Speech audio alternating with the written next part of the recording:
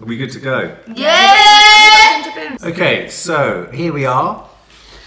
2 weeks ahead of the release of Jurassic World Hidden Kingdom in America. Whoa! Yeah, it's been released in the international marketplace 2 weeks earlier, so we have seen it prior to you USers. Give us your impersonation of a dinosaur roar. Wow, that's so good! That's one with a, is that one with a bad throat? That's a raptor with a cold. Whoa. Whoa, what was that? Do a loud one. Whoa! No, that's no good. That's just whoa! You're just saying whoa. You're just saying whoa! Hold on. Wow! Good. Is that better? Can I just point out, Nan sounded like Mike Wazowski, trying to be scary, and you sounded like a cow. And I've just done my throat in. Oh, you Anyway, the madness that is Jurassic World Fallen Kingdom. Here's the thing, Bryce Dallas Howard, I didn't realise she's... I didn't either, Ron Howard's daughter. Did you know that? Nobody knew that. The director, do you know who Ron Howard is? He directed Solo and used to be in Happy Days. It's very, very good director.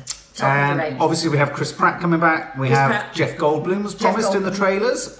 We have BD Wong, who is the original scientist from the first ever show. Yes, film. Henry Wong. And Toby Jones of the enormous Toby forehead. Jones of the enormous forehead and remarkable flapping hair. Rafe Spall as the villain. Rafe Yeah. Spall, very good. Rafe And Spall. I should say from the outset, this is a spoiler-ridden review. We cannot be bothered to do one where we can't actually talk about the film. So, spoiler alert. Chris Pratt dies.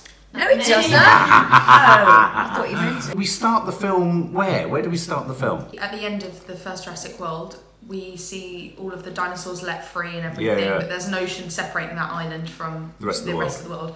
And basically there's an erupting volcano where Yes. the dinos are living. Yes. And there are two sides to the campaign. Some people are saying that they want the dinosaurs to die because it's not natural that they're living when they were extinct. And then there are the people like Bryce Dallas Howard's character who want to save the dinosaurs. And that's right, so we first see Bryce Dallas Howard in that sort of really cool social network group where they're a charity group and they're like sort of Save the Panda, but Save the Brontosaurus. Yeah. And Then what happens? she basically gets tricked By by Rafe Spall. who is working for a former colleague of the Richard Attenborough guy, isn't she? Yes, So it's like Richard Attenborough set up the original Jurassic Park with this other sort of scientist friend who lives in this mansion. Yes. And Rafe Spall's And Rafe Spall's his assistant. working with him, Working with him. And he basically tricks her into thinking that he wants to basically save all of the dinosaurs from the island, and he wants her to help him. Yeah. And he also asks her if, because they really want Owen Grady, Chris Pratt's raptor blue, because she's the most intelligent of her kind and on the planet. But she needs Owen Grady to do that, so she basically has to try and find him. Chris Pratt, Bryce Dallas Howard, and two of her assistants from her workplace all go to the island thinking they're going to go and save all the dinosaurs. And that's not quite what happens. Well, basically, what transpires is Rafe Spall is a nasty piece of work. And to be honest with you, me and Maddie disagreed, but I felt that the trailers gave far too much away on this film. I think if you've seen most of the trailers, you pretty much know what's happening. Here's an interesting detail. The director was the director of A Monster Calls. Oh. Yeah, which we all really liked. We really liked Monster Calls. So sad. And I thought, interestingly, this was a film of two halves. Okay. Do you agree? There was the half-thirds. There's the island stuff and the releasing of all the things, and then it turned into almost a more conventional horror story in the sort of haunted house with dinosaurs in the basement. Yes, I agree. Do you know what I mean? You sort of left this sort of Jurassic environment and of trees and sort of where they all live, and I can't work out. My major problem with the film was that we then started to see lots of dinosaurs in domestic settings. Yeah, I suppose there's a limit to how much they can have dinosaurs running riot in a forested glade. Yeah. Yes, so they had to bring them indoors, and to some effect that was quite effective in some ways, having them trapped in small areas. Well, it was just showing you that because we see these dinosaurs in like history classes, all of this is like these magnificent, amazing things that you just never think you would see. And that's, I think Bryce Dallas Howard mentions that one. Yeah, She was like, you know, we see these things and they're so beautiful. When you actually see them, it's like, whoa. Yeah. But the fact that they're showing that they're treated equally to, well, what people are doing to pets now, what's done to people. I thought it was quite clever. You're a massive Chris Pratt fan. Kiki is our local resident Jurassic World fan, you loved the last film, didn't you? Yeah, I didn't love this one. No. I think there was so much going on, like there was so many fight scenes. I agree. It was a bit like, by the end of the film, I was like, it's too much. Yeah. And what about, you were saying some interesting stuff about how they introduced us to the characters. Yeah, I didn't like, because in Jurassic Park and Jurassic World films, I really liked the way they introduced the characters, but in this it was just like, because they put music and stuff and they're like, bruh, but then in this it was just like, hi. Oh, okay. It was quite ordinary, wasn't it? Yeah, it was like the back of... I mean, Chris Pratt comes back in and you just see the back of him building a house. Yeah. What did we think of the first 10 minutes? I was quite excited in the first 10 minutes. Oh, yeah, I thought the opening to the film was really Did you not like it? I liked that first scene, yeah. But then after that I was like, oh my god, it's so bad. I really wasn't liking it. And then when it got to the bit where he meets Blue, it was fine from on there. Yeah. The beginning bit. See, no, I thought the opening sequence, which was the whole bit set around just trying to get the Indominus Rex's DNA to... That's right, yeah. I thought that was really well done. It was like all the other... It was like the original Jurassic Park. It was quintessential for me. It was absolute Spielberg. Yeah. It was. Spielberg, right down, if you look at the way it was edited and shot, because everything was real. The kit was real, they were pressing things. It was... You had the usual suspects of like the official army soldier dressed guy who's like officious and you think he's authority. Do we trust him? I don't know if we do trust him. This idea that authority isn't always necessarily good. Yeah. And then you had that classic bear trap situation where the guy's trapped, they're screaming, he's coming back, is he going to get away? You think he's got away, he hasn't got away! I thought that was clever. Yeah, I think one of my major problems with the people in the two Jurassic World films, so the one before this and this one, my problem with the people is that I feel they're too styled. Yes. Like Bryce Dallas Howard, her hair is always immaculate. So like in the first Jurassic World, it's dead straight, and it's very. And then when she's fighting everything, it ends up going really curly, and I'm like, it's just not going to be like that. Yeah. And she's always got her makeup on, and her clothes are always fine. Chris Pratt's always got a few undone buttons, and I don't believe it enough. No, I agree. I had a major. I mean, I'm an enormous Chris Pratt fan. He's a crush. He's everything else that I have with all these people. I thought there was far too much of him doing what Dwayne "The Rock" Johnson took the mickey out of in Jumanji. There was too much smolder. He would go, and his hands would be out, and it was like he must be laughing about this himself inside because he's got a cracking sense of humour. It was all a bit too. But to be fair, he was doing that to keep the dinosaurs away. No, I know, but my point is that there were a lot of scenes where he was saying nothing and looking, where a great script writer would have been able to park a load of good lines in his voice. Oh no, I agree. I think the only bit that I found funny with him in was when he's like can't move properly. Oh, to describe that scene, It's like the volcano's erupted and the lava's coming towards him, but he like can't properly move because he's been shot with. That's right, with the tranquilizers. Yeah, so he's like. That was funny. Yeah, I just don't think the directing was very good in it because I could feel that he wanted to go at it more. Yes. He just wasn't given anything. Yeah. So I did feel a bit sorry for the actors in this one. I agree. What did you two think of Justice Smith, the actor who played Franklin Webb, the young boy with the glasses? Oh, I thought he was there for comedy. Yeah, he was funny. Yeah. I thought he was really good. He was like, because I think all the Jurassic Park and World films always have that really nervous kind of screamy one that's a bit of a wimp. Yeah. And I thought he did it really well, like the original Jurassic Park film. There could have been more of him. I thought they sort of evaporated though. Yeah, he suddenly disappeared. And then appeared. I mean, don't get me wrong, guys. We went into this really fired up. I mean, I love a good franchise. We all love a good franchise. And we've all. I mean, there's been some hits and misses. I think we all agree that probably Jurassic Park 3 wasn't great. Jurassic World we thought was a great reboot.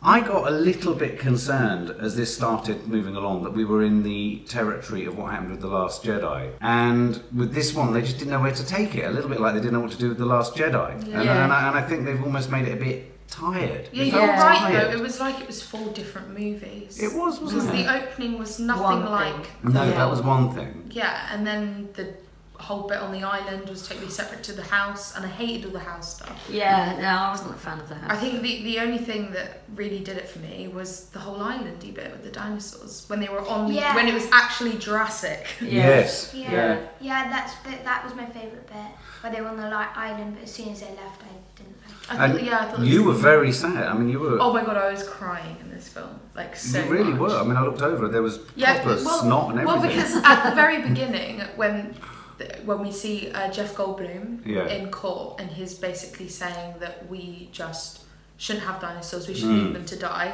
And I was just agreeing with him. I was like, yeah, this is ridiculous. I'm not going to care if the dinosaurs survive or not. Then as soon as they went to the island to like try and save them, and I saw all of them kind of panicking when the volcano was erupting, and when they were running, and then they got to the cliff edge and they were all like standing there looking around, and I just couldn't. I was like, oh my god, this is too heartbreaking. Go over here. I was so sad.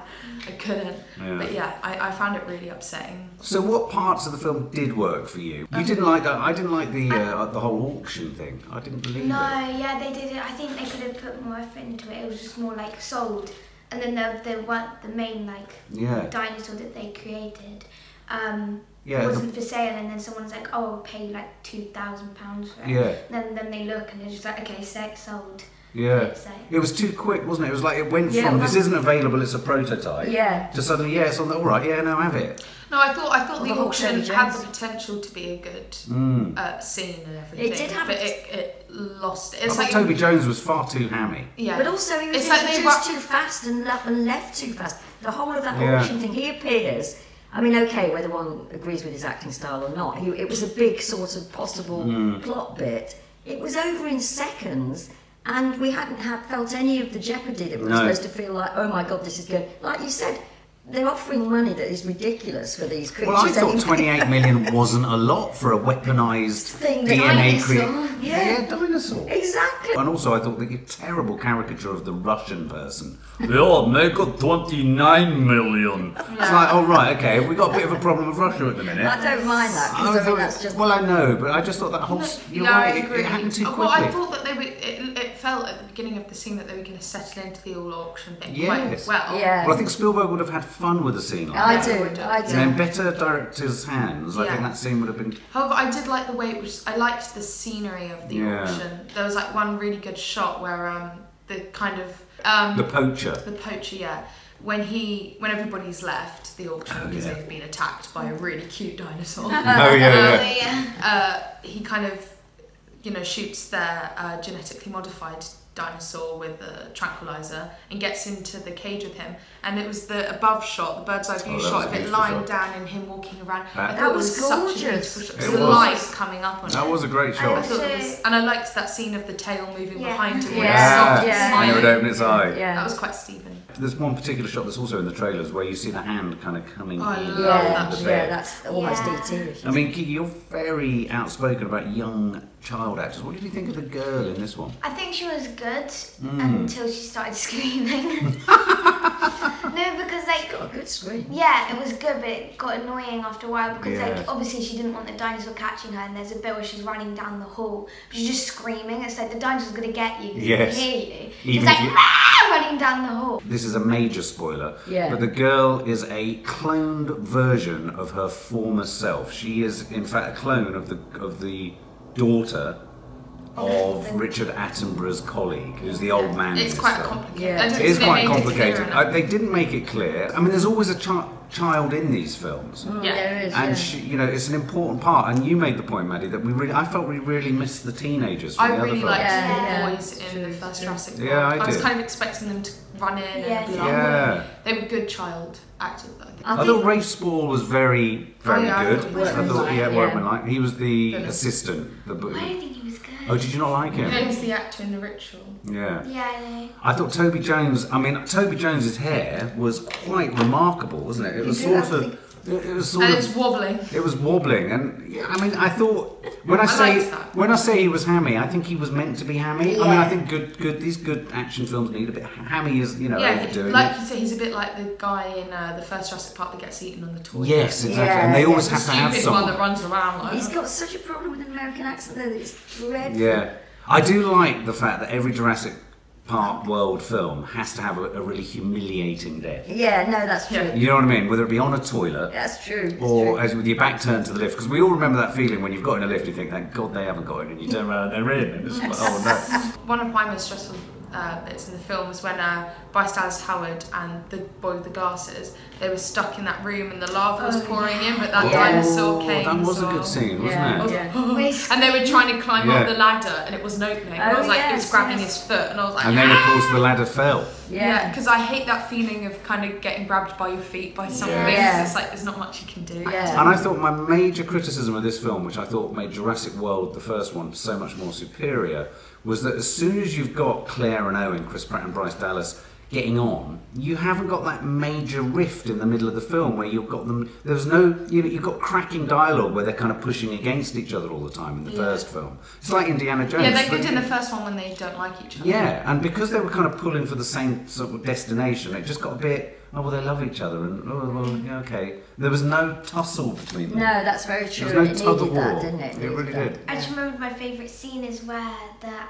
dinosaur hits its head. Oh yes. Oh yeah, the battering ram. Oh, I love that one. I like the bit where they're in the prison bit, and then like he's bashing on the wall. He gets out and then he's running into things and shaking his head and running really away. Cute. That was a nice scene, wasn't it? Was. That was a nice scene. And he was a nice dinosaur. He was a sweet. He kind of made me think of you. He got made a head me a little bit. No, he like made me that. think of Chi-Chi. Chi-Chi's always banging her head. My feeling about this film was, I got a little bit bored in the middle. Oh. I got a little bit fidgety. But I didn't end up disliking the franchise. It felt like a it didn't ruin the franchise for me like the last Jedi. Luckily. It was like, for me, it was a placeholder because I felt right at the end. Yeah, I would agree with that. It was suggesting and pointing to a really, really more interesting next film. What do we think is going on at the end before the next film? Well, it's really like a Jurassic World now because you can see that the dinosaurs are living next to basically suburban. It's a little, but that, you know what? That's a little bit of an echo of Planet of the Apes. That's what happens in Planet of the Apes, where the genetically modified apes suddenly are in our community, and it's the humans versus the animals. I was going to say, what did you all think of the genetically modified dinosaur? Well, I was hoping for him to be better. I think it was good when they weren't really like showing him. Like obviously they had to show him eventually. But I like the bits where like his hand like came out the cage. Very and tapped true. on his shoulder. And that's very Spielberg as well, where they suggest the horror. Yeah. I thought the only marked physical detail that marked him as different were his sort of really straggly hairs. Well, he also had a yellow stripe on either side that went all the way down his body. And he had red eyes. They don't really make a big deal out of it though. I was expecting it to be like better because he just comes out on the cage and they're like, we have invented this animal, it's not. But do you think that's I think is a part of the problem for the franchise generally, and I think it really needs to think about where it goes next. There's only so much you can do within the body of a dinosaur. I thought the story around Blue was more interesting than the story around the... I really liked Chris Pratt's relationship with Blue. But we got a lot of his relationship with Blue in the first Jurassic World. I don't know if I'd be able to deal with their soppy relationship. I think they like really rushed the death of the main... Of the new one, of the killer one. Well, and also, didn't it die a bit easily? Yeah, it was just like... What if this is they've been trying this whole time and then he just falls and gets himself. But like, if the way to kill it is just to skewer it on something, easy. Well, no, I thought the death was good. I just thought that maybe they could have left him for the next one as well. Yeah. Like, he could have run away and been like, oh, dude, now I've got to deal with this. I really feel like they rushed it. I found it quite scary, to be honest. Did you? I thought they could have played with his intelligence more. Yeah. When he's doing that tail thing and then he smiles. Yeah. And they could have played with that more because he was obviously very clever, like Blue. Yeah. And no, I found him quite scary. I hated that when he was walking, he'd tap his. I know they all do it, but he would like tap his toe on the floor. And I don't know. I found him really, really creepy. And like the way he figured out which one to get, like where he left Chris Pratt and Bryce Dallas Howard and chase the girl. Yeah. So I found him really. But that lends more credence to what Kiki's saying, which is, you go to all that effort to create something that, put that character into it, then why let it die by the end of the film? Yeah. Now, the Jurassic World 3, is the original director of Jurassic World, the first one, Colin Trevorrow, is coming back to take it on. And I think that's good. I think that's a good sign. Though he has said that he wants to take it back more to becoming a film about science. Now, a lot of people are reading into that. Could they be talking about, and this apparently was a thought at the origin stage of this film, the whole cloning part of the story is going to be about cloning and how they clone dinosaur DNA into human DNA. Whoa. And I think that's where the interest around the girl comes from. I think you're right. I thought the suggestion with the girl, because what did we think about the girl releasing the dinosaurs? I was so happy.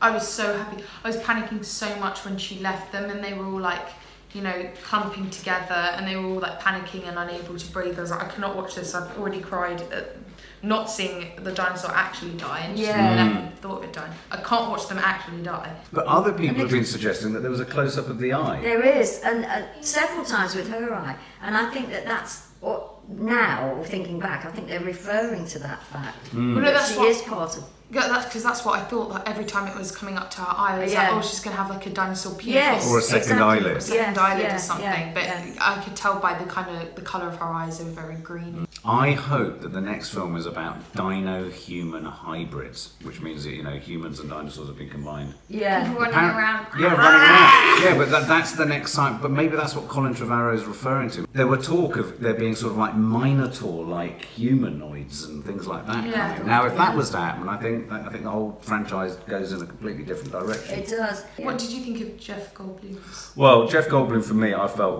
I was really, none of you agreed. I mean, I understand the way in which there's a circular sort of structure to the film. He starts it, he bookends it and all that. I was coming along to see a Jeff Goldblum film.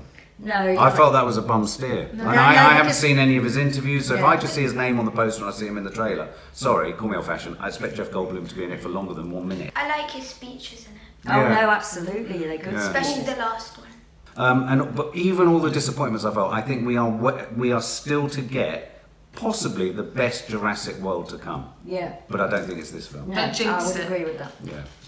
What did you say? Don't jinx it. Don't jinx it. So, should we give it our scores on the doors? Okay, so I really liked the opening of the film. I thought the opening was really promising. Obviously, the dinosaurs made me really emotional in it. And I thought there could have been more with the characters, but like Dad said, I think this means it's going to be a really good lead up to the next one. So hopefully the next one's going to be like really good. So I think I'm going to go for 4.5. And the only reason it's up there is solely because of the dinosaurs. Because I just totally like had a connection with them that I just haven't had in the other Jurassic World films. I could see that visibly. Yeah. I was moved by the dinosaurs, which I haven't spoken about, but just like Maddie, I mean, the dinosaurs amazingly moved me far more than I expected to be moved. And so that was a good point. That was a surprise to me. And because of that, I felt very engaged with the film. There were lots of problems with it, and I felt the rhythm was all wrong. I didn't like the relationship between him and her and expected more from that. I love that thing of everything being like an army, where there's lots of people being brought in and things being put into trucks. To me, that is Spielberg all over, you know, he's always doing that, isn't he? And he does it, and the whole thing is done so well. So, for all those reasons, I would give it 5. Oh, that's high line. Yeah, it is. I thought yours was low, but 5. Kiki Biki, was it everything you hoped it would be? No. I like the beginning scene, but then I was like, oh god, I really didn't like this film. And when it got up to the bit where Chris Pratt met Blue, I liked it. When they were on the island, I was really liking. I was like, oh, it's going to get better now. But then they go back to the real world, and I think they really rushed it and everything. I didn't like the dinosaurs, and I don't think the actors were very good in it. I agree. I think that's part of the script, though. Yeah, much so than Chris Pratt, I don't think he was that good in it. And you care about the dinosaurs. Well, that's a really interesting point, though, because I think you've nailed it with Chris Pratt. I think you're absolutely right. I really didn't like the villain. When he like first walked in to like the movie, I straight away I didn't like him. I might give it a 3. Oh wow! You still like the franchise? Yeah, no, I'm not. I don't hate the films now, but that is my least favourite one they've made out of all of the films. So you're having a Last Jedi moment like I did. I think the next one, because they're going to make another one, I think that might be good. I'm still going to see it. Okay, I thought it was thoroughly disappointing. I was really excited about seeing it. I didn't even think there was particularly an original idea in there. I agree. I think they made the dinosaurs. I cared about the dinosaurs in a way that I never had before. I thought the actors were cardboard cutouts. I mean, I thought all of them. I mean, Toby Jones was hammy. Jeff Goldblum was lovely, but he was barely there. I thought Bryce and Chris, real disappointment, because I was buying into a little bit of kind of electricity and funk between the two of them. There was one moment where she fell asleep with her hand on him, and then you had that sort of, it reminded me of Harrison Ford in that first Raiders of the Lost Ark with the love thing, done so much more competently 25 years ago. And I thought they were weak. I thought they were very weak. But I think you're right, Maddie. It was badly scripted. It was a badly scripted dialogue. There were aching gaps for quips, humour. I mean, the script must have looked terrifying. Tiny on paper. Chris Paul's face. Yeah, and they were stating the bleeding obvious at times. There were sort of big characters were saying things like, so I like the villain, the guy with the shades and the sort of, almost the poacher. I like the poacher, and yet he didn't quite punch through in the way that he would have done in a Spielberg film. Now, my radical suggestion is, although Colin Trevorrow sounds quite exciting, get rid of him. Spielberg needs to come back, and I think he should direct the next one. So I'm campaigning for Steven Spielberg to direct the last, and I hope it's the final Jurassic World. Whoa. But I don't necessarily, I think it's got fatigue. I think it's tired. I think it didn't capitalise on all of the great progress that Chris Pratt's made in Guardians of the Galaxy. It was a mess. I thought personally it was a mess. I'm giving it 2 out of 10. So mine is the highest score. Who would have thought that? Having done that, now let's do all our dinosaur roars.